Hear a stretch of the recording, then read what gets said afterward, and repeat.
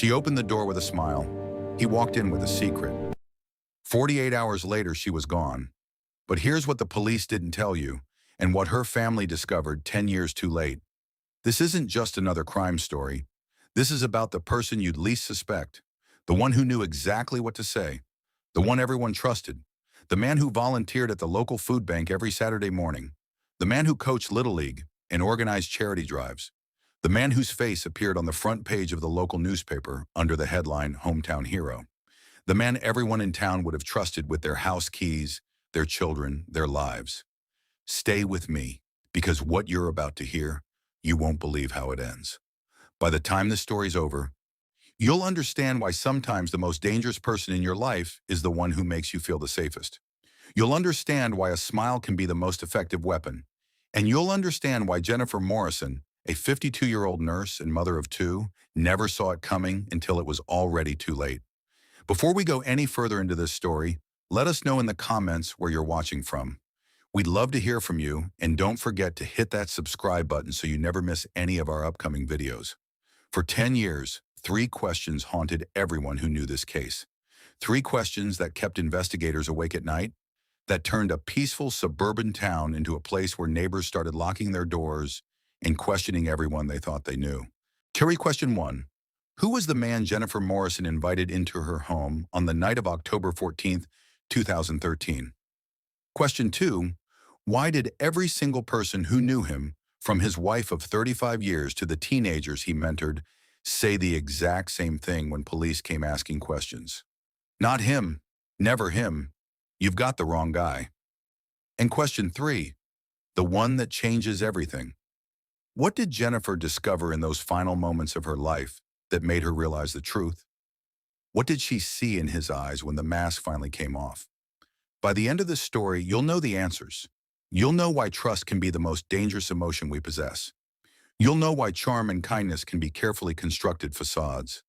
And you'll know why the people we invite into our homes, into our lives, into our hearts, is sometimes carry secrets that are buried so deep that by the time we see them, it's already too late to run. Riverside, Illinois. Population 9,300.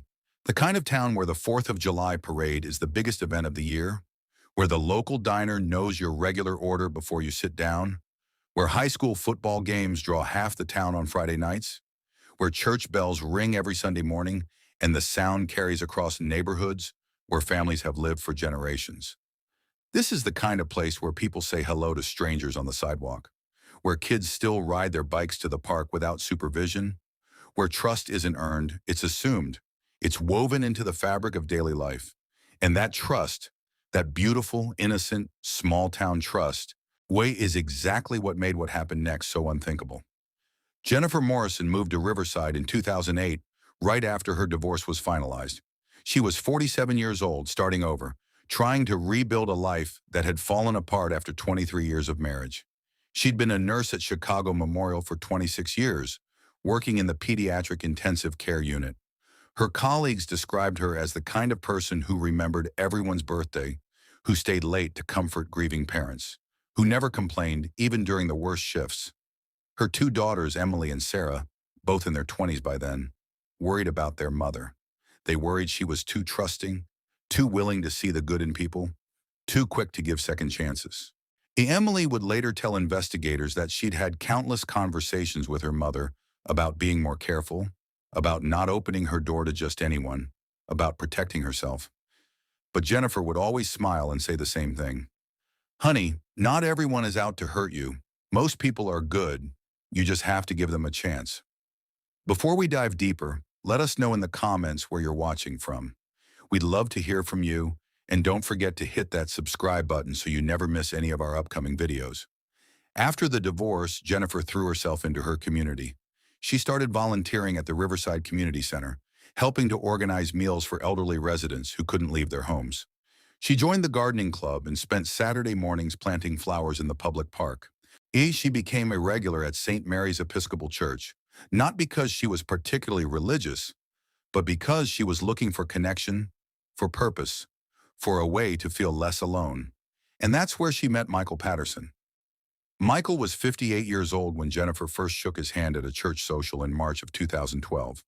He was tall, with graying hair and warm brown eyes that crinkled at the corners when he smiled. He had the kind of face that looked trustworthy, the kind of presence that made you feel safe. He'd been a firefighter for 30 years before retiring in 2010. He was married to his high school sweetheart, Linda, and they had 3 grown children and 5 grandchildren whose photos he carried in his wallet and showed to anyone who asked. In Riverside, Michael Patterson was something close to royalty. He'd saved lives during his career. He'd run into burning buildings when everyone else was running out. He'd pulled children from car wrecks and performed CPR on heart attack victims in grocery store parking lots. When he retired, the town threw him a celebration. The mayor gave a speech. His fellow firefighters presented him with a plaque. The local newspaper ran a full-page feature about his career, listing every commendation, every award, every act of heroism. After retirement, Michael didn't slow down. He started volunteering everywhere. He organized fundraisers for the fire department. He coached a youth baseball team. He helped elderly neighbors with home repairs, refusing to accept payment. He became a deacon at St. Mary's Church. And he led Bible study groups and visited sick congregation members in the hospital. If you lived in Riverside and you needed help, you called Michael Patterson. He would show up with his toolbox or his checkbook or just his presence, ready to do whatever needed to be done. People loved him. People trusted him. People invited him into their homes without a second thought. Jennifer and Michael's friendship started casually. They'd chat after church services. She'd ask about his grandchildren. He'd ask about her daughters. When Jennifer mentioned she was looking for someone to help fix a leaking faucet in her bathroom, Michael volunteered immediately. He showed up the next Saturday morning with his tools and fixed not just the faucet, but also a loose cabinet door and a squeaky hinge on her front door. He refused to let her pay him. He said that's what neighbors did for each other. Over the next year, their friendship deepened. Michael would stop by Jennifer's house every few weeks, always with a reason. He'd bring her fresh vegetables from his garden. He'd offer to help her hang pictures or move furniture. He'd invite her to volunteer at various charity events he was organizing. Jennifer appreciated the friendship. She was lonely, and Michael was kind. He listened when she talked about her daughters, about her job, about how hard it was to start over at her age. He never made her feel judged. He never made her feel foolish. He was just there, steady and reliable, exactly when she needed someone to be. Emily, Jennifer's older daughter, met Michael twice. Once at her mother's house when she was visiting for Thanksgiving, and once at a church event Jennifer had invited her to. Emily would later tell investigators that both times, something felt off. She couldn't put her finger on it. Michael was polite. He was charming. He asked her about her job and seemed genuinely interested in her answers. But there was something about the way he looked at her mother. Something about how he touched Jennifer's arm when he talked to her. How he stood just a little too close. How his eyes followed her when she moved around the room. Emily mentioned it to her mother once, carefully, not wanting to offend.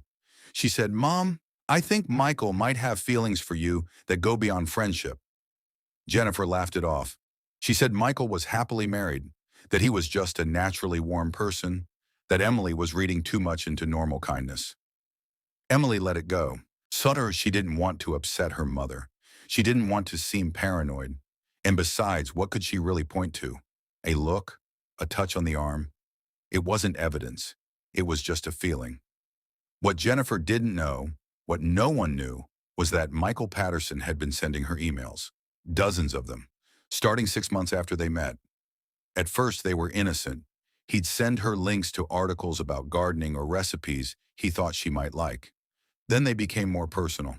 He'd write about how much he enjoyed her company, how easy she was to talk to, how she made him feel young again. Jennifer responded politely at first, thanking him for thinking of her. But as the emails became more frequent and more intimate, she started to feel uncomfortable. Michael started writing about his marriage, about how he and Linda had grown apart over the years, about how they stayed together out of habit rather than love. He started talking about regrets, about roads not taken, about wondering what his life might have been like if he'd made different choices. And then in July of 2013, Michael sent an email that crossed a line. He wrote, "I know this might sound strange, but I think about you more than I probably should. When I'm with you, I feel like I can breathe again. Like I'm not just going through the motions of life, but actually living it. I hope that doesn't make you uncomfortable, but I needed to be honest. Jennifer didn't respond to that email. She deleted it. She felt a twist in her stomach, a recognition that the friendship she'd valued was becoming something she hadn't asked for and didn't want. She started making excuses when Michael called. She stopped attending some of the church events where she knew he'd be. She hoped that by creating distance, the situation would resolve itself. Michael would get the message. He'd back off. Things would return to normal. But Michael didn't back off. He started showing up at her house unannounced. He'd claim he was in the neighborhood and wanted to say hello. He'd bring her small gifts, flowers from his garden, a book he thought she'd enjoy. Jennifer tried to be kind but firm. She told him she appreciated his friendship, but that she needed some space. She suggested he focus on his family. Michael would nod, smile, apologize for overstepping, and promise to respect her boundaries. And then, 3 days later, he'd show up again. By September of 2013, Jennifer confided in her friend Denise, a fellow nurse she'd worked with for years. She told Denise she was worried about Michael, that his attention was becoming overwhelming, that she didn't know how to make him understand without causing a scene or hurting his feelings. Denise advised her to be direct, to tell Michael clearly that his behavior was inappropriate and that their friendship needed to end. Jennifer agreed. She decided she would talk to Michael one last time and make her position crystal clear. She called him and asked him to come over for coffee on October 14th. She chose a Monday evening because her daughter Emily was planning to stop by later that night, which made her feel safer having someone expected. Jennifer planned to tell Michael that she valued what their friendship had been, but that it couldn't continue. She would be kind but unmistakably clear. She would set a boundary and enforce it. That was the plan. But plans only work when both people are operating from the same reality. And Michael Patterson was living in a reality Jennifer couldn't have imagined. In Michael's mind, Jennifer Morrison wasn't just a friend. She was the woman he'd been waiting for his entire life. She was his second chance, his redemption, his escape from a marriage he'd stopped believing in decades ago. In Michael's mind, Jennifer's recent distance wasn't rejection, it was fear. Fear of admitting her own feelings. Fear of what people would think. Fear of taking a risk. In Michael's mind, all she needed was for him to be persistent, to show her that his feelings were real, to prove that they belonged together. In Michael's mind, that October evening wasn't going to be a goodbye. It was going to be the beginning of the rest of their lives, October 14th, 2013, 6:45 in the evening. Jennifer Morrison's modest two-story colonial house sat on a quiet street lined with oak trees that were just beginning to turn gold and red with autumn. Neighbors would later tell police they saw Michael Patterson arrive at exactly 7:03. He was carrying a bottle of wine and a folder, presumably containing information about the charity event he'd told his wife he was discussing with Jennifer.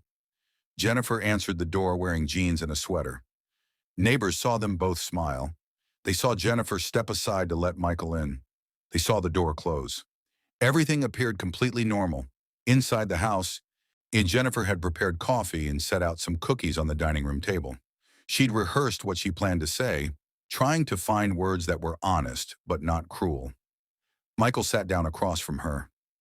He opened the wine even though Jennifer said she'd prefer coffee. He poured himself a glass and started talking about the charity fundraiser, showing her the papers he'd brought. But Jennifer could tell he was nervous. His hands shook slightly. He kept glancing at her and then looking away. After about 20 minutes of small talk, Jennifer took a breath and said what she'd come to say. She told Michael that she appreciated everything he'd done for her, that his friendship had meant a lot during a difficult time in her life, but that she felt he'd developed feelings that she didn't share. However, she told him she thought it was best if they took a step back from their friendship. She told him she hoped he'd understand and that she wished him well. Michael's face went very still. He stared at her for a long moment without speaking. Then he asked, "Is this because of what I wrote in that email?" Jennifer nodded. She said yes, that the email had made her uncomfortable, that she'd tried to create some distance, hoping he'd understand, but that clearly she needed to be more direct. Michael set down his wine glass very carefully. He said, "I thought you felt the same way." Jennifer shook her head. She said no. She'd never given him any indication of romantic interest, that she'd valued him as a friend and nothing more. Michael's expression changed. The warmth left his eyes, his jaw tightened. He said, "But all those times we talked, Hori, all those afternoons, the way you smiled at me, you had to have known."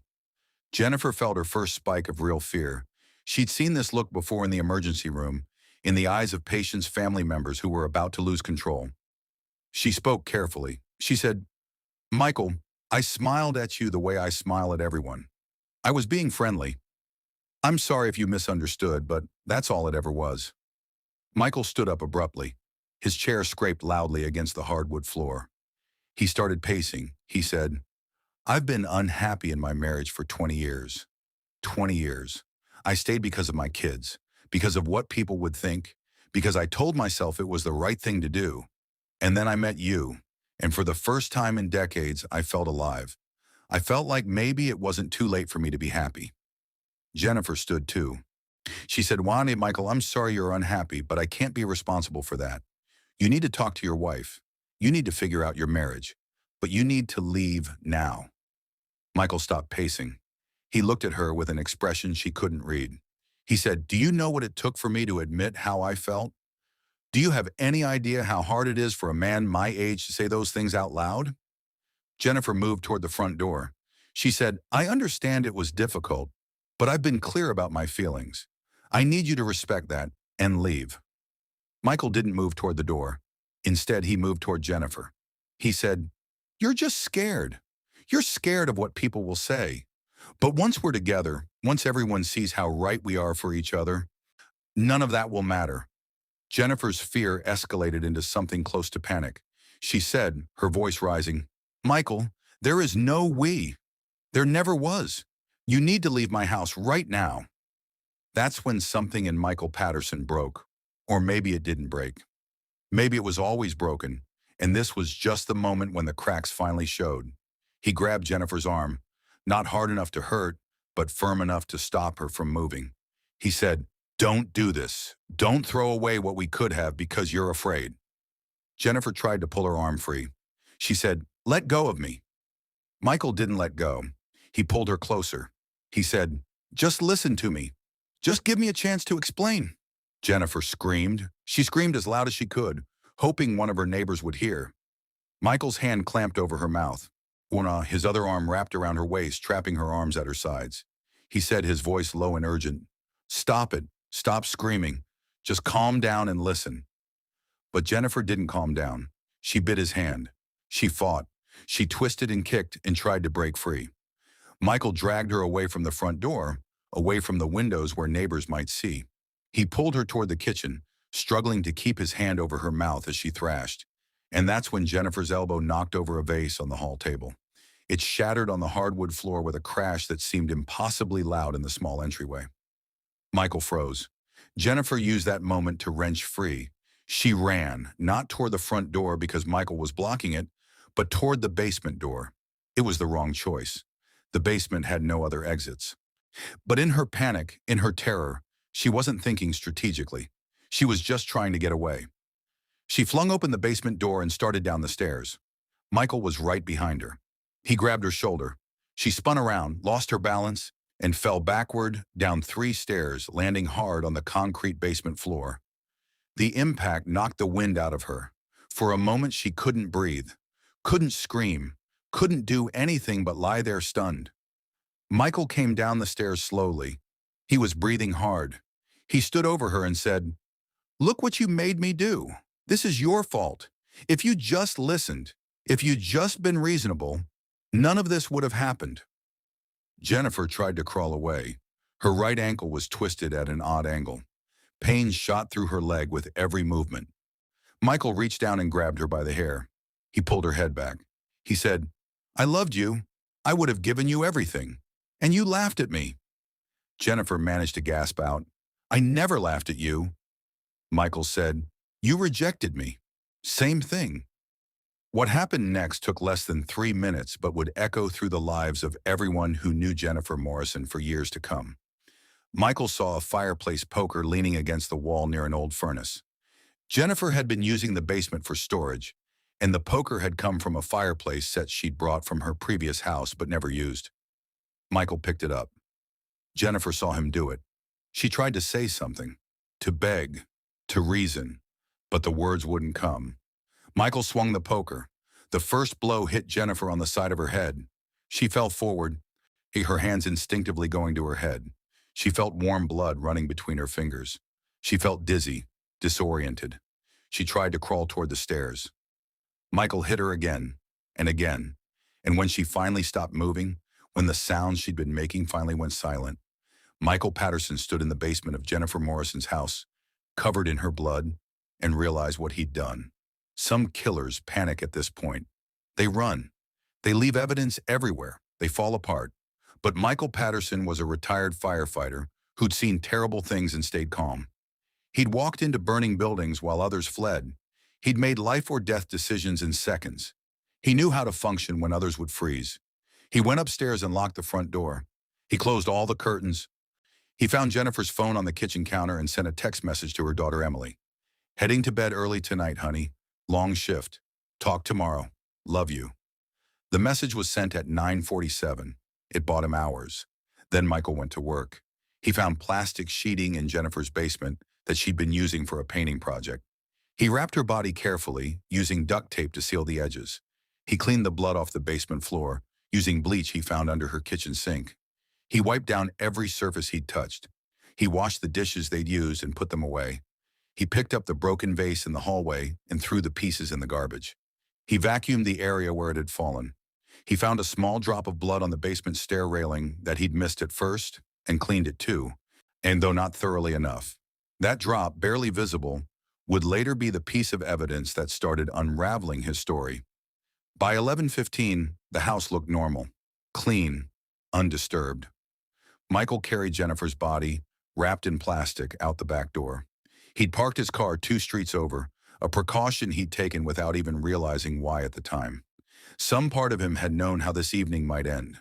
Some part of him had been planning for this possibility, maybe for weeks, maybe from the moment Jennifer started pulling away.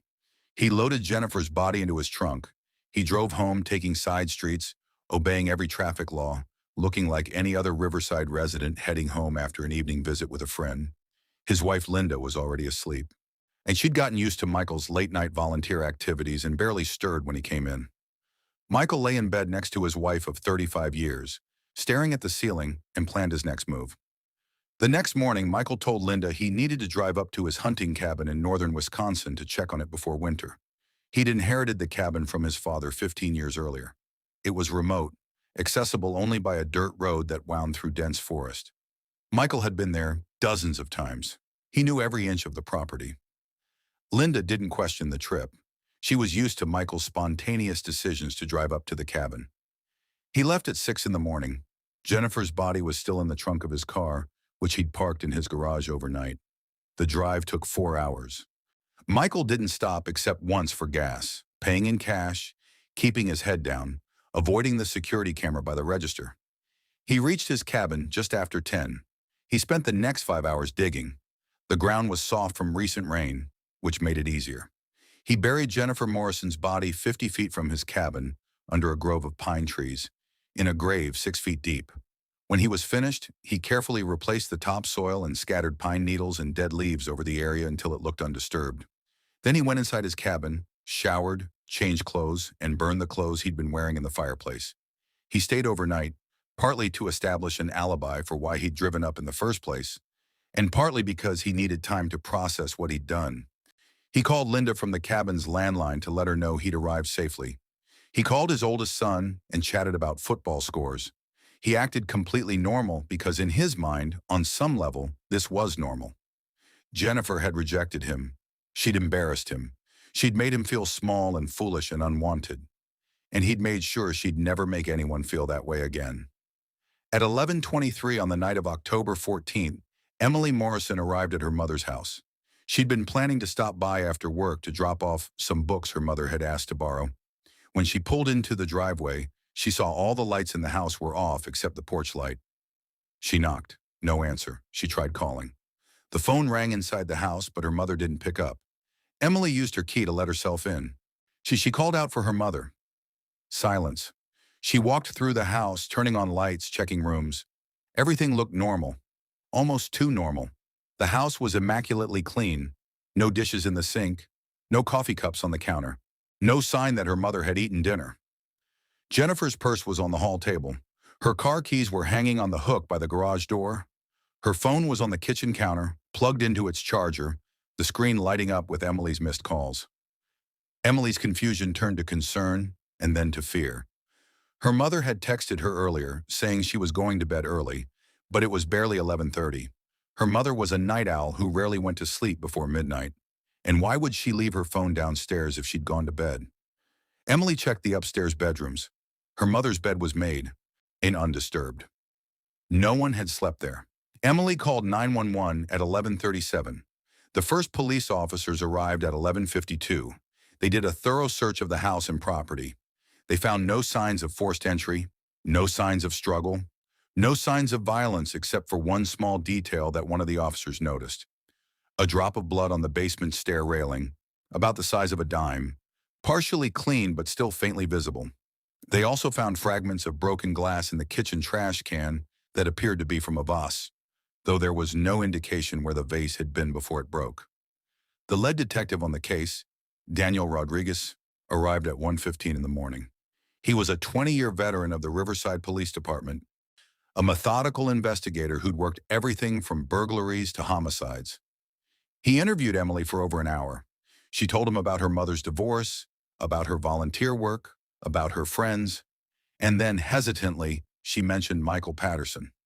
She told Detective Rodriguez about her mother's friendship with Michael, about how Emily had felt uncomfortable with how attentive Michael seemed, about how her mother had mentioned recently that she was going to talk to Michael about creating some boundaries.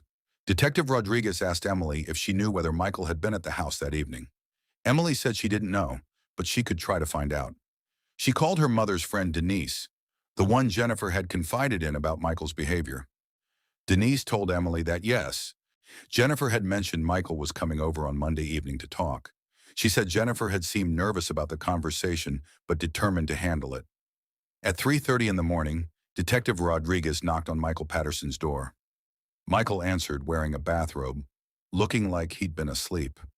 Rodriguez explained that Jennifer Morrison was missing and that he was interviewing everyone who'd had recent contact with her. Michael didn't hesitate. He said yes, he'd been at Jennifer's house that evening. He said they'd discussed an upcoming charity fundraiser for about an hour. He said everything had been fine when he left around 10:30. He said Jennifer had walked him to the door and thanked him for stopping by. Rodriguez asked if he could come down to the station to give a formal statement. Nah, Michael said of course, whatever he could do to help. He said he was very worried about Jennifer and hoped she was okay. He got dressed and drove to the police station in his own car. His wife Linda woke up as he was leaving and asked what was happening. Michael told her that Jennifer Morrison was missing and the police needed to ask him some questions since he'd been one of the last people to see her. Linda said that was terrible and to call her if he needed anything. She went back to bed. At the police station, Michael repeated his story. Detective Rodriguez took detailed notes. He asked about Michael's relationship with Jennifer. Michael said they were friends, nothing more. He said they'd met through church and bonded over volunteer work. He said he'd helped her with some home repairs from time to time. Rodriguez asked if there had ever been anything romantic between them. Michael said no, absolutely not. He said he was happily married and Jennifer had been recovering from a difficult divorce. He said their friendship was purely platonic. Rodriguez asked what they'd talked about that evening. Michael said they'd discussed logistics for a fundraiser, looked at some budget numbers, and chatted about their families. He said the whole visit lasted maybe an hour. Rodriguez asked if Jennifer had seemed upset or worried about anything. Michael said no, she'd seemed perfectly normal. Maybe a little tired, but normal. Rodriguez asked if Michael had noticed anything unusual when he left. Michael said no, everything had seemed fine. Rodriguez thanked Michael for coming in and said they might have more questions later. Michael drove home just as the sun was coming up. He'd been calm throughout the entire interview, answering every question without hesitation, maintaining eye contact, showing appropriate concern, but not excessive emotion. He'd done everything right. But Detective Rodriguez had been doing this job for a long time, and something about Michael Patterson's story bothered him. He couldn't put his finger on exactly what. It was too smooth, too rehearsed, too perfect. People who are genuinely trying to remember details fumble a bit. They say things like, I think, or I'm pretty sure, or it might have been. Michael had spoken in certainties. Every answer had been definitive. Every detail had been clear. Rodriguez pulled up Michael Patterson's background. No criminal record, not even a speeding ticket, 30 years with the fire department, 8 multiple commendations, respected community member, married for 35 years, 3 children, 5 grandchildren. By every objective measure, Michael Patterson was exactly the kind of person who didn't commit crimes. But Rodriguez had learned a long time ago that the person who looks least likely to hurt someone is sometimes exactly the person you should be looking at the closest. Over the next 72 hours, Detective Rodriguez and his team conducted over 40 interviews. They talked to Jennifer's coworkers, her friends, her daughters, her ex-husband, her neighbors. Everyone said the same thing. Jennifer was responsible, reliable, caring. She wouldn't just disappear without telling someone. She wouldn't leave her phone behind. She wouldn't worry her daughters like this. For the only person anyone could think of who'd been paying unusual attention to Jennifer was Michael Patterson. 3 different people mentioned that Michael seemed to visit Jennifer's house quite frequently. 2 people said they'd seen him bringing her gifts.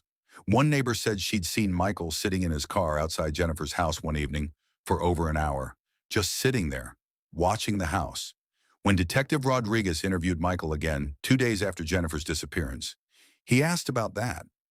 Michael said he'd stopped by to drop something off, but Jennifer hadn't been home, so he'd sat in his car for a few minutes, trying to decide whether to leave it on her porch. He said he'd only been there maybe 10 minutes, not an hour. The neighbor must have been mistaken. Rodriguez asked if he could search Michael's car and house. Michael said absolutely, he had nothing to hide. He signed the consent forms without even calling a lawyer. The search took 6 hours. They found nothing. Michael's car was immaculately clean. His house showed no signs of anything unusual. His computer search history showed nothing suspicious. His phone records showed regular calls and texts to Jennifer, but nothing that seemed threatening. They asked Linda about her husband's whereabouts on the night Jennifer disappeared. She confirmed he'd come home around 11 and gone to bed. She said he'd seemed normal. They asked about their marriage. Linda said they'd had their ups and downs like any couple married for 3.5 decades, but they were solid. She said Michael would never hurt anyone. By the end of the first week, the case was stalled. Jennifer Morrison had vanished without a trace. No body, no blood except that one small drop in her basement. No witnesses, no physical evidence. The only person who'd definitely been with Jennifer the night she disappeared was Michael Patterson, and his story never changed. He'd visited a friend to discuss a charity event. He'd left around 10:30. Jennifer had been alive and well when he walked out her door. Without evidence to contradict him, there was nothing Detective Rodriguez could do. The investigation continued, but with each passing day, the likelihood of finding Jennifer alive decreased. Search parties combed the woods around Riverside. Divers searched the local river. Every abandoned building in a 20-mile radius was checked. Nothing. Jennifer Morrison had simply vanished, and Michael Patterson returned to his normal life. He continued volunteering. He continued going to church. He even helped organize a fundraiser for Jennifer's family to help cover the costs of the search efforts. People whispered, of course. Some people looked at him sideways. Some people stopped inviting him to things. But most people, most of Riverside, refused to believe that Michael Patterson, the man who'd spent 30 years running into burning buildings to save lives, could have hurt Jennifer Morrison. It was easier to believe she'd had some kind of mental break and run away. It was easier to believe she'd gotten mixed up with the wrong person and met with foul play from a stranger. It was easier to believe almost anything than to believe that the man who organized your church bake sales and coached your grandson's baseball team was capable of murder. For 8 months, that's where the case sat. Unsolved, unresolved, an open wound in a small town that prided itself on being safe. And then on June 12, 2014, Detective Rodriguez's phone rang. The caller was a woman named Diane Foster. She lived in Madison, Wisconsin. She said she'd been following the Jennifer Morrison case in the news. She said she knew Michael Patterson. She said she needed to tell someone something she'd been too afraid to say for 15 years. Diane Foster was 62 years old. In 1998, she'd been going through a divorce and had started attending a divorce support group at a church in Madison. Michael Patterson had been a volunteer facilitator for the group. He'd been kind to her, attentive, helpful. They'd become friends. He'd helped her move into a new apartment. He'd invited her to have coffee several times. And then, one evening, he'd shown up at her apartment unannounced. He'd told her he had feelings for her. Diane had been uncomfortable. She told him she wasn't interested, that she appreciated his friendship but nothing more. Michael had gotten angry. He'd grabbed her arm. He'd called her ungrateful. He'd said she'd been leading him on. Diane had threatened to call the police. Michael had immediately switched gears. He'd apologized profusely. He'd said he didn't know what had come over him. He'd begged her not to tell anyone because it would ruin his reputation and his marriage. Diane had been so shaken that she'd stopped going to the support group and had never told anyone what happened. But when she saw Michael's face on the news in connection with Jennifer Morrison's disappearance, she felt sick. She called Detective Rodriguez because she couldn't live with staying silent anymore. Rodriguez drove to Madison to interview Diane in person. He recorded the entire conversation. Diane described Michael's behavior in detail, how his kindness had gradually shifted to possessiveness, how his attention had become overwhelming, how he'd reacted to her rejection with anger and then manipulation. It was exactly the pattern Rodriguez suspected had played out with Jennifer Morrison. But it still wasn't enough. It established a pattern of behavior, yes. It showed that Michael had a history of becoming inappropriately attached to women he perceived as vulnerable. But it didn't prove he'd killed Jennifer Morrison. Rodriguez needed more. He went back through Jennifer's phone records and emails. He found the emails Michael had sent her, including the one from July 2013, where he'd confessed his feelings. He interviewed Jennifer's friend Denise again, getting more details about Jennifer's discomfort with Michael's attention. He built a timeline of Michael's movements on the night of October 14th. And then he found something he'd missed before. Michael had said he'd gone straight home after leaving Jennifer's house, arriving around 11. But cell phone tower records showed Michael's phone had pinged off a tower on the south side of Riverside at 11:43, 8 miles away from his house. When Rodriguez confronted Michael with this discrepancy, Michael said he'd stopped for gas on the way home. He'd forgotten to mention it before. Rodriguez checked every gas station in the area. None of them had any record of Michael Patterson purchasing gas that night. Their security footage from that date was long gone, recorded over months ago. But the lie was significant. If Michael had lied about his movements that night, what else had he lied about? Rodriguez went back to Jennifer's house. He had forensic specialists examine every inch of the basement again. They used luminol, which reacts to blood even after it's been cleaned. The basement stairs lit up. There had been significantly more blood there than just the one drop they'd found initially. Someone had scrubbed those stairs clean, but traces remained. They also found a tiny fiber caught in a crack in the concrete basement floor. Testing showed it matched the plastic sheeting that had been found in Jennifer's basement during the initial search, sheeting that had been used for a painting project. But 4 pieces of sheeting had been documented in the initial search, and when they checked Jennifer's basement again, they found only 3. One piece was missing. Rodriguez obtained a search warrant for Michael Patterson's hunting cabin in Wisconsin. He didn't have much hope of finding anything useful. It had been 8 months. If Michael had done something there, he'd have had plenty of time to cover his tracks. But Rodriguez was running out of options. On June 25, 2014, Rodriguez and a team of investigators drove to Michael's cabin. Michael wasn't there. He was in Riverside working in his garden when police showed up to inform him they had a warrant to search his property. Michael remained calm. He said he hadn't been to the cabin in over a year, that they wouldn't find anything interesting, but they were welcome to look.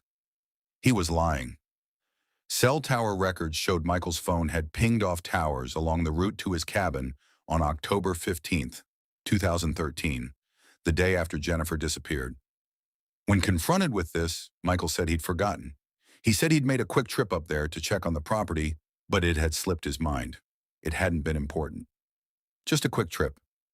Rodriguez didn't believe him, and he was about to find out why Michael was so desperate for no one to look at that cabin. The search of Michael Patterson's hunting cabin took 3 days. Investigators brought in ground-penetrating radar, the same technology used by archaeologists to find buried structures without digging. They scanned the entire property. On the second day, the radar showed an anomaly 50 feet from the cabin, under a grove of pine trees. The soil density was different there, consistent with earth that had been dug up and refilled within the past year. Investigators began excavating. 6 feet down, they found plastic sheeting. Inside the plastic sheeting, they found Jennifer Morrison. The autopsy would later show she died from blunt force trauma to the head, struck multiple times with a heavy object. The medical examiner estimated she'd been dead for approximately 8 months, consistent with the timeline of her disappearance. Forensic analysis of the plastic sheeting showed it matched the type found in Jennifer's basement. Fibers from the sheeting matched the fiber found in the crack in her basement floor. Soil samples from the burial site contained pollen from oak trees native to Illinois, but not common in that part of Wisconsin, suggesting the body had been wrapped somewhere else before being transported and buried. Every piece of evidence pointed to one conclusion. Michael Patterson had killed Jennifer Morrison in her basement, wrapped her body in plastic, driven her to his hunting cabin, and buried her there. On June 27, 2014, Detective Rodriguez arrested Michael Patterson. Michael was in his backyard watering his tomato plants when the police arrived. He didn't run.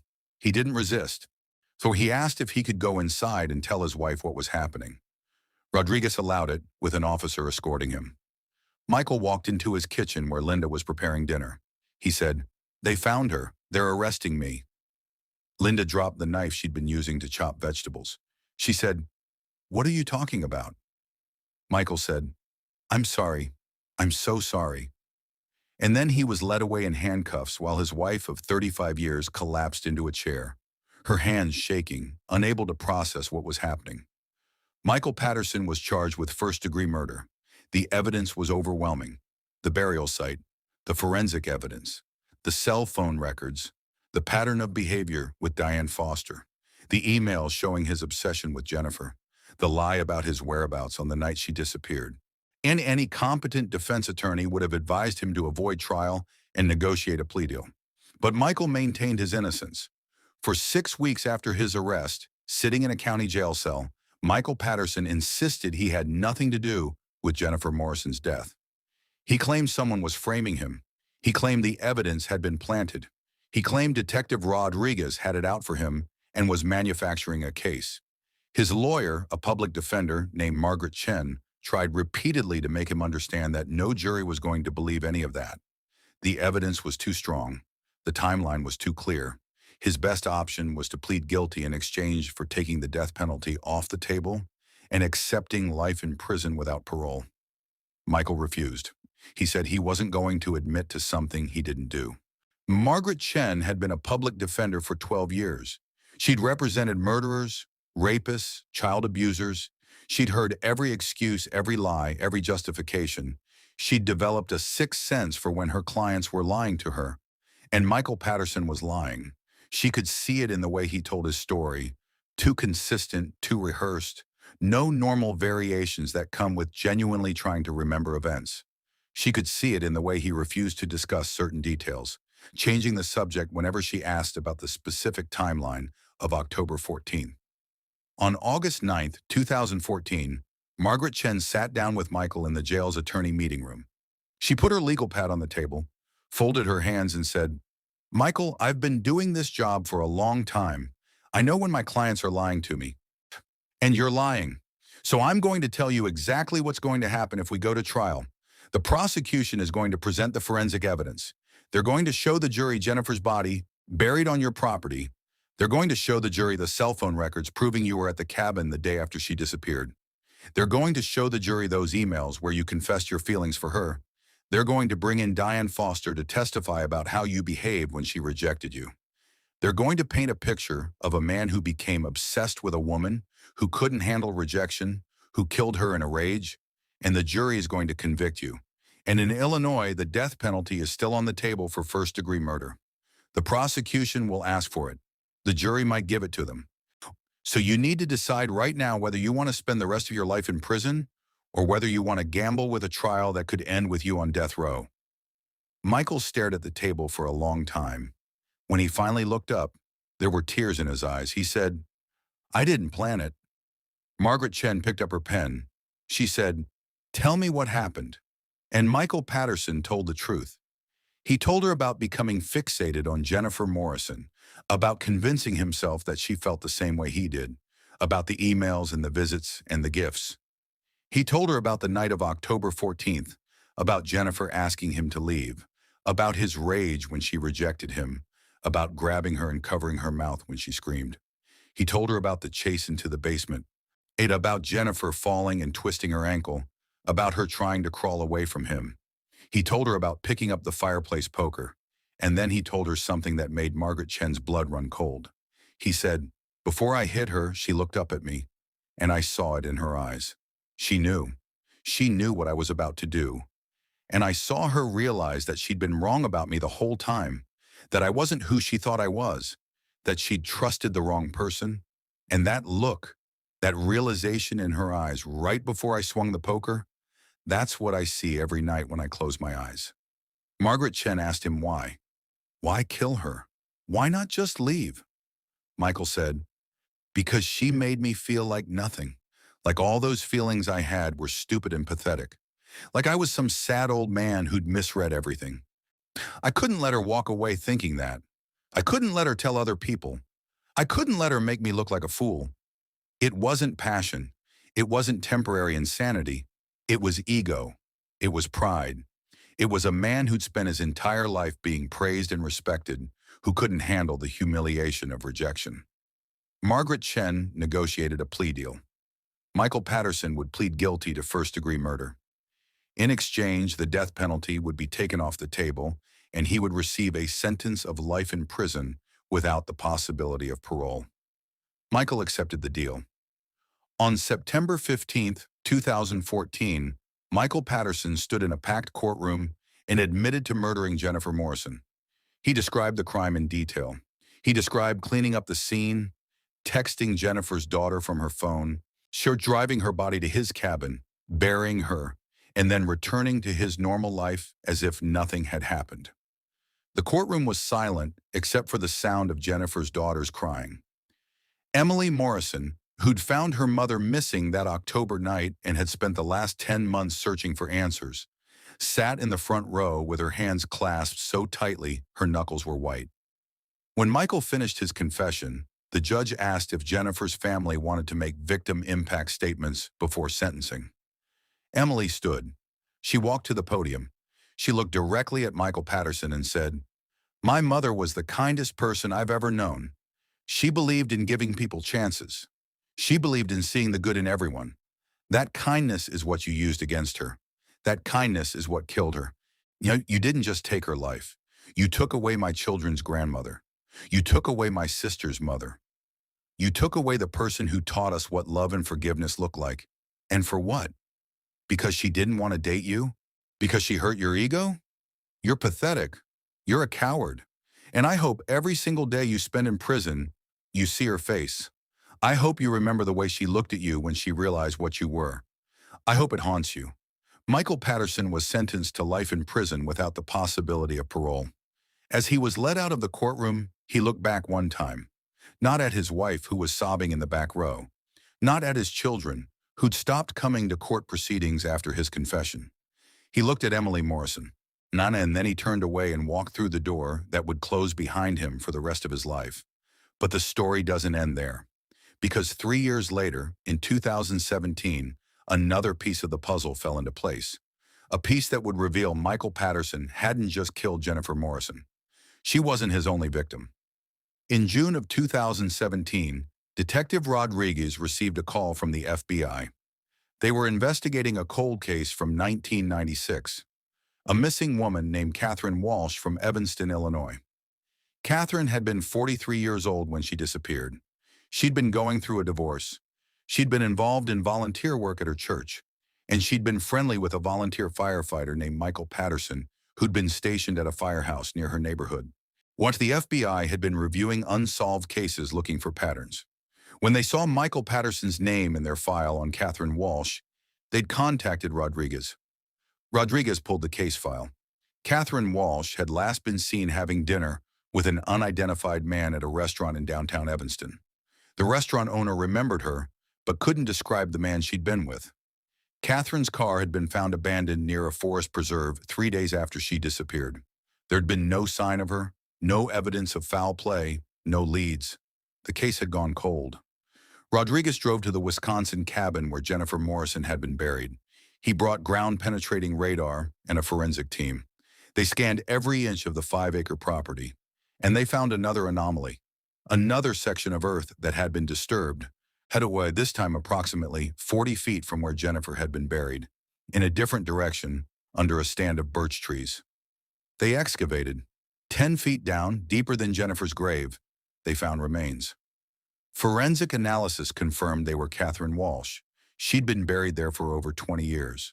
Cause of death? Strangulation. Detective Rodriguez interviewed Michael Patterson again. This time, Michael didn't deny it. He seemed almost relieved to finally tell someone. He said he'd met Catherine Walsh in 1996 when he'd responded to a small kitchen fire at her house. They'd talked while he checked for hot spots. She'd mentioned she was going through a difficult time. He'd offered to take her to dinner sometime, just as friends, just to talk. She'd accepted. They'd met for dinner 3 times. On the third dinner, Michael had told Catherine he had feelings for her. She gently turned him down, saying she wasn't ready to date anyone, that she needed time to heal from her divorce. Michael had accepted it, or so Catherine thought. 2 weeks later, Michael had shown up at her house unannounced. He'd said he just wanted to talk. Catherine had let him in, not wanting to be rude. Michael had tried again to convince her to give him a chance. When Catherine had firmly said no and asked him to leave, Michael had lost control. He'd strangled her. Unlike with Jennifer, there'd been no weapon, no blow to the head, just his hands around her throat until she stopped breathing. He'd put her body in his car, driven to his cabin, a place he'd owned for only 2 years at that point, and buried her. And then he'd gone back to his life, his wife, his children, his job. No one had ever connected him to Catherine Walsh. He'd only met with her a few times. He wasn't a suspect. He was just a helpful firefighter who'd once responded to a call at her house. Detective Rodriguez asked Michael if there were others. Michael said no, just Catherine and Jennifer. 2 women across 21 years. 2 women who'd made the mistake of being kind to him, of letting him into their lives, of trusting his smile. Rodriguez didn't entirely believe him. He worked with the FBI to review every unsolved missing persons case in Illinois, Wisconsin, and Indiana going back to 1990. They looked for patterns. Women between 35 and 55, going through divorces or other life transitions, involved in volunteer work or church activities, last seen with or having recently interacted with a man matching Michael's description. They found 4 other possible cases, but without bodies, without evidence, they couldn't prove Michael had been involved. Michael refused to confirm or deny anything about those cases. He said he'd told them about Catherine because they'd found her, but he wasn't going to confess to things he didn't do just to close some detectives' unsolved cases. In 2018, Michael Patterson was charged with the murder of Catherine Walsh. He pleaded guilty. He received a second life sentence, to be served consecutively with the first. It was a symbolic gesture. Michael was never getting out of prison, but Catherine Walsh's family needed the same closure Jennifer Morrison's family had received. They needed to know what had happened to their daughter. Was their sister, their mother? They needed to be able to bury her. Today, Michael Patterson is 70 years old. He's incarcerated at Menard Correctional Center in Illinois. He's been in prison for over a decade. According to prison records, he's a model inmate. He works in the prison library. He doesn't cause trouble. He attends religious services. The other inmates generally avoid him. Even in a prison full of violent offenders, men who've killed for money or drugs or gang affiliations, Michael Patterson is seen as something worse. He killed women who trusted him. He used their kindness against them. There's a hierarchy even in prison, and men like Michael are at the bottom. In 2019, a journalist named Sarah Klein interviewed Michael for a magazine article about long-term offenders and rehabilitation. During the interview, Klein asked Michael if he'd ever felt remorse for what he'd done. Michael thought about the question for a long time. Then he said, "I feel bad that their families were hurt. I do, but those women, they rejected me. They made me feel worthless." So I don't know if I can say I'm sorry for defending my dignity. Klein asked what he meant by defending his dignity. Michael said, when someone makes you feel like you're nothing, you have to show them they're wrong. You have to take back control. Klein asked if he understood that killing someone wasn't taking back control, it was taking everything from them. Michael said, they should have thought about that before they rejected me. The interview was published in November 2019. The public reaction was intense. People couldn't believe Michael still. After all these years, after 2 life sentences, after admitting to killing 2 women, saw himself as the victim. He saw their rejection as an attack on him. He saw their deaths as justified responses. Psychologists who read the interview said Michael exhibited classic narcissistic personality disorder combined with psychopathic traits. He lacked empathy. He saw other people as objects that existed to serve his needs. When they didn't serve those needs, they had no value. He'd spent his entire life building a persona of the helpful, selfless community hero. But it had all been a mask. Behind the mask was a man who saw kindness as weakness, who saw vulnerability as opportunity, who saw rejection as an insult that deserved the ultimate punishment. The truth is, Michael Patterson was never the man Riverside thought he was. The firefighter who ran into burning buildings hadn't been brave. He'd been calculating, knowing that heroism would give him cover, would make people trust him, would let him move through his community without suspicion. The volunteer who helped elderly neighbors and coached Little League hadn't been generous. He'd been strategic, building a reputation that would protect him if anyone ever started asking questions. The deacon who led Bible studies and visited sick congregation members hadn't been faithful. He'd been hunting, looking for vulnerable women he could manipulate and control. Every good deed had been part of a con. Every smile had been a lie. And Jennifer Morrison and Catherine Walsh had paid for that lie with their lives. In March of 2021, 7 years after Michael Patterson's conviction, and a woman named Rachel Thornton came forward with a story that would add one more horrifying layer to Michael's crimes. Rachel was 58 years old. She lived in Springfield, Illinois. She'd been following Michael Patterson's case since his arrest, reading every article, watching every news report, and in March of 2021, she finally found the courage to tell someone what had happened to her in 2003. Rachel had been going through a divorce that year. She'd been depressed, isolated, struggling to figure out how to rebuild her life. She'd started attending a grief support group at a community center in Springfield. One of the facilitators had been a volunteer firefighter from a neighboring town. His name was Michael Patterson. Michael had been kind to Rachel. He'd listened to her talk about her failed marriage. He'd offered advice. He'd invited her to get coffee after group sessions. Rachel had appreciated the friendship. She'd been so lonely that having someone who seemed to genuinely care made all the difference. One evening, Michael had offered to help Rachel move some heavy furniture in her apartment. She'd accepted. He'd come over on a Saturday afternoon. They'd moved the furniture. And then Michael had sat down on Rachel's couch and told her he had feelings for her. Rachel had been surprised but not entirely shocked. She'd sensed that Michael's attention had become more intense over the previous weeks. She'd thanked him for his honesty, but told him she wasn't interested in dating anyone. She said she valued his friendship and hoped they could continue as friends. Michael's expression had changed. The warmth had left his eyes. He'd stood up and moved closer to her. He'd said, "You've been flirting with me for weeks. Don't pretend you haven't." Rachel had backed away. She'd said she hadn't been flirting, that she'd just been friendly, that she was sorry if he'd misunderstood. Michael had grabbed her arm, not hard enough to hurt, but firm enough that she couldn't easily pull away. He'd said, "I've been patient with you. I've listened to you complain about your ex-husband for months. The least you could do is give me a chance." Rachel had felt a spike of fear. She tried to pull her arm free. Michael had held on. And then Rachel's phone had rung. It was sitting on the kitchen counter, the ringtone loud in the small apartment. Rachel had said, "I need to get that." Michael had hesitated. She then released her arm. Rachel had grabbed her phone. It was her sister calling to check in. Rachel had answered, trying to keep her voice steady. She'd said, "Hey, actually, can you come over? I need help with something." Her sister, hearing the strain in Rachel's voice, had said yes immediately. Rachel had told Michael her sister was on her way, and he should probably go. Michael's demeanor had shifted instantly. The anger had vanished. He'd smiled, apologized for making things awkward, and left. Rachel's sister had arrived 20 minutes later. Rachel had told her what happened. Her sister had wanted to call the police. Rachel had said no. Michael hadn't actually hurt her. He just made her uncomfortable. What would she even report? That a guy had a crush on her and got upset when she turned him down? It wouldn't go anywhere. It would just cause drama. So Rachel had done what so many women do in these situations. She'd said nothing. She'd stopped going to the support group. She'd moved to a different apartment a few months later. She tried to forget the whole thing happened.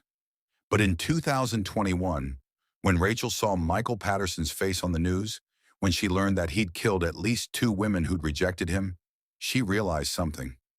She'd almost been the third. If her sister hadn't called, if Michael had been alone with her for just a little longer, if he'd decided that this time he wasn't going to let another woman make him feel rejected. Rachel called Detective Rodriguez. She gave a statement. She described Michael's behavior in detail. Rodriguez added her statement to the growing file of women who'd had uncomfortable encounters with Michael Patterson. There were now 6 women who'd come forward with similar stories. 6 women who'd experienced Michael's anger when they'd rejected him. 6 women who'd gotten away because of some small twist of fate. A phone call, a neighbor knocking on the door, a friend stopping by unexpectedly. 6 women who'd been lucky, and at least 2 women, Catherine Walsh and Jennifer Morrison, who hadn't been. Rodriguez asked Rachel if she'd be willing to testify if there were ever additional charges brought against Michael. Rachel said yes. She said she'd do whatever it took to make sure other women knew what Michael Patterson was capable of. The interview was difficult for Rachel. She'd spent 18 years trying to forget that evening, or trying to convince herself it hadn't been that serious, that she'd overreacted. Now she had to face the truth. Her instincts had been right. She'd been in danger, real danger, and the only reason she'd survived was because of a random phone call from her sister. Detective Rodriguez continued investigating. He worked with FBI behavioral analysts to develop a profile of Michael Patterson. They concluded that Michael was a sexual predator who'd used his position of trust and authority to target vulnerable women. His pattern was consistent. He'd identify women going through difficult life transitions, establish himself as a helpful friend, develop romantic feelings, and become enraged when those feelings weren't reciprocated. The analysts believed Michael had likely committed more crimes than the 2 murders he'd been convicted of. Nor they believed there were probably other victims, women who'd disappeared and whose cases had never been connected to Michael. But without evidence, without bodies, without witnesses, there was nothing Rodriguez could do. The cases remained unsolved.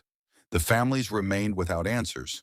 And Michael Patterson remained in prison, serving 2 life sentences, insisting he'd only killed 2 women and refusing to provide any information about other possible victims.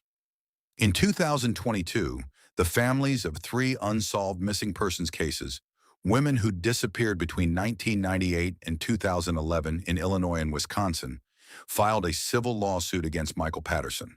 They alleged that he was responsible for their loved ones' disappearances and deaths. The lawsuit sought to compel Michael to provide information about what had happened to these women. Michael's attorney argued that the lawsuit had no merit, that there was no evidence connecting Michael to these cases, and that the families were simply trying to use the legal system to harass a man who'd already been convicted and sentenced for his actual crimes. The judge agreed with Michael's attorney. The lawsuit was dismissed. The families were devastated. They'd hoped the threat of a civil judgment might pressure Michael into finally telling the truth. But Michael had nothing to lose. He was already serving 2 life sentences. He was never getting out of prison. There was no incentive for him to confess to anything else. And so the questions remain. How many women did Michael Patterson actually kill? How many graves are hidden somewhere? Maybe on his property, maybe somewhere else entirely. How many families are still waiting for answers, not knowing that the man responsible is already in prison, has been for years, but will never admit what he did? These are questions that may never be answered. Michael is 70 now. He has medical issues, diabetes, and high blood pressure, and early-stage kidney disease. His lawyer has tried twice to get his sentence reduced on compassionate grounds, arguing that Michael poses no threat to society and should be allowed to die outside of prison. Both times the judge has denied the motion. Both times the families of Catherine Walsh and Jennifer Morrison have shown up in court to oppose the release. Emily Morrison, Jennifer's daughter, said at the most recent hearing, "My mother was 52 when he killed her. She should have had 30 more years. She should have met her grandchildren. She should have retired from nursing and traveled and done all the things she talked about doing once her kids were grown. Michael Patterson took all of that from her because she didn't want to date him. He doesn't deserve compassion. He doesn't deserve mercy. He deserves to die in prison, alone, with no one mourning him. Just like my mother died in her basement, alone, terrified, killed by a man she trusted. Michael will die in prison. That much is certain. But the full truth of what he did, how many lives he destroyed, how many families he left without answers, that truth died the moment he decided some secrets were worth keeping, even from inside a prison cell. Today, if you visit Riverside, Illinois, you'll find a small memorial in the park where Jennifer Morrison used to volunteer. It's a bench with a plaque that reads, "In memory of Jennifer Morrison. Her kindness changed lives. Her absence changed a community." Every year on the anniversary of her death, people gather at that bench. They bring flowers, they share stories, they cry, and they remember the woman who believed in seeing the good in people, who paid the ultimate price for that belief. The memorial is a reminder of what was lost, but it's also a warning that predators don't always look like monsters. Sometimes they look like helpers. Sometimes they look like heroes. Sometimes they wear the most convincing smile. And sometimes, by the time you realize you've trusted the wrong person, it's already too late. So here's what I want you to think about as we close this story. At what point did Jennifer Morrison's friendship with Michael Patterson cross the line from genuine connection to dangerous obsession? At what point should someone have said something? Should the people who saw Michael's excessive attention to Jennifer have spoken up? Should Diane Foster, who'd experienced Michael's anger when she rejected him in 1998, have reported it to police? Should Rachel Thornton, who'd felt afraid when Michael grabbed her arm in 2003, have filed a report even though nothing technically illegal had happened? These are hard questions because we've all been taught not to overreact, not to cause drama, not to accuse someone of being dangerous just because they made us uncomfortable. And we've been taught that men like Michael Patterson, men with spotless reputations and decades of community service, deserve the benefit of the doubt. But here's the uncomfortable truth. Your discomfort is data. When someone makes you feel afraid, even if you can't articulate exactly why, your body is telling you something. When someone's attention feels too intense, too persistent, too possessive, that's a warning sign. When someone reacts to rejection with anger or manipulation or boundary pushing, that's not normal. That's not acceptable. That's dangerous, and we need to start trusting those instincts instead of dismissing them because the person triggering them seems nice or has a good reputation or because we don't want to be rude. I want you to leave a comment answering this question, and I'm genuinely curious to hear your thoughts. If you'd been one of Jennifer Morrison's friends and you'd noticed Michael Patterson's behavior was becoming concerning, would you have said something to Jennifer? Would you have warned her? Or would you have stayed quiet because you didn't want to seem paranoid or judgmental or because Michael seemed like such a good guy? Think about that honestly, because somewhere right now, there's another Jennifer. There's another woman who's being too kind to someone who's misinterpreting that kindness as something more. There's another woman who's feeling uncomfortable but dismissing those feelings because the person making her uncomfortable is respected in the community. There's another woman who's about to trust the wrong smile. And whether she stays safe might depend on whether someone around her has the courage to speak up, even when it's awkward, even when it might be wrong, even when they might look foolish. Because here's the thing, if you speak up and you're wrong, the worst thing that happens is you have an uncomfortable conversation. But if you stay silent and you're right, someone could die. Think about which risk you're willing to live with. If this story affected you, if it made you think differently about the people around you or about your own instincts, share this video. Not for the algorithm, not for views, but because someone watching might need to hear it. Someone watching might be in a situation right now where they're dismissing their gut feeling about someone. And this story might be the thing that gives them permission to trust their instincts. And if you want more stories that'll change how you see the world, hit that subscribe button. Next week, I'm covering a case that's even more complex than this one. A woman who disappeared from a locked room. No exits, no witnesses, no evidence, just gone. And when investigators finally figured out what happened, it revealed a conspiracy that went deeper than anyone imagined. You're not going to want to miss it. Until then, remember this. Trust is a gift, but it should never be automatic. It should be earned. And when someone fails to earn it, when someone makes you uncomfortable, or crosses boundaries or reacts badly to rejection, you have every right to walk away. You have every right to say no. You have every right to protect yourself. Jennifer Morrison didn't have that right taken from her because she was careless or naive. She had it taken from her by a predator who'd spent decades perfecting his disguise. Don't let her story be in vain. Trust your gut, set boundaries, speak up when something feels wrong. And remember, the most dangerous smile is the one you never question. Stay safe out there.